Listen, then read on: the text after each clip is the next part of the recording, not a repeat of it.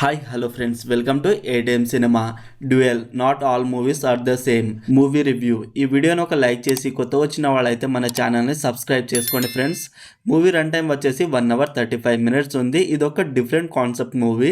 Regular మూవీలో అయితే ఉండదు, ఇది ఒక స్లో పేజ్ మూవీ. ఈ మూవీలో బ్యాక్గ్రౌండ్ మ్యూజిక్ బాగుంది, మూవీ థీమ్ కి తగ్గట్టు ఉంటుంది అండ్ ఎడిటింగ్ కూడా బాగుంది. మూవీ స్టార్టింగ్ లో వైఫ్ అండ్ హస్బెండ్ మాట్లాడుతున్నప్పుడు ఆ ఫ్రేమ్స్ బాగుంటాయి. మూవీలో చాలా విషయాలకి క్లారిటీ అనేది ఇవ్వరు, అలా వదిలేస్తారు అంతే.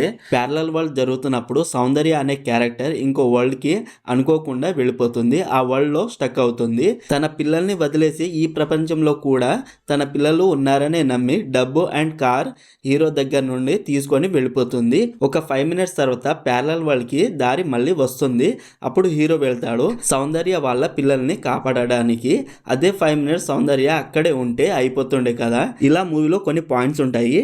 డబ్బులు దొరుకుతాయి కానీ ఉపయోగం అయితే ఉండదు. తన భార్య ఎందుకు చనిపోయిందో డైరెక్టర్ క్లారిటీ అయితే ఇవ్వరు. Black and white and red moon ఇలా కొంచెం డిఫరెంట్ గా ఉంది సినిమాటోగ్రఫీ.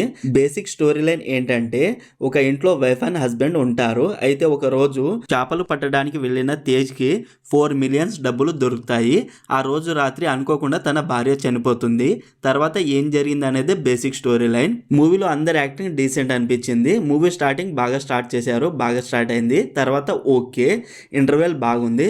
సెకండ్ హాఫ్ కొంచెం స్లో అండ్ ల్యాగ్ అనిపించింది. అన్ని సినిమాలు ఒకేలా ఉండవని క్లారిటీ అయితే ఇచ్చారు. ఈ మూవీని ఫ్యామిలీతో అయితే చూడొచ్చు. No adult scenes and no bad language. Overall movie నాకైతే ఒక డిఫరెంట్ కాన్సెప్ట్ ఉన్న మూవీని చూశాను అనిపించింది.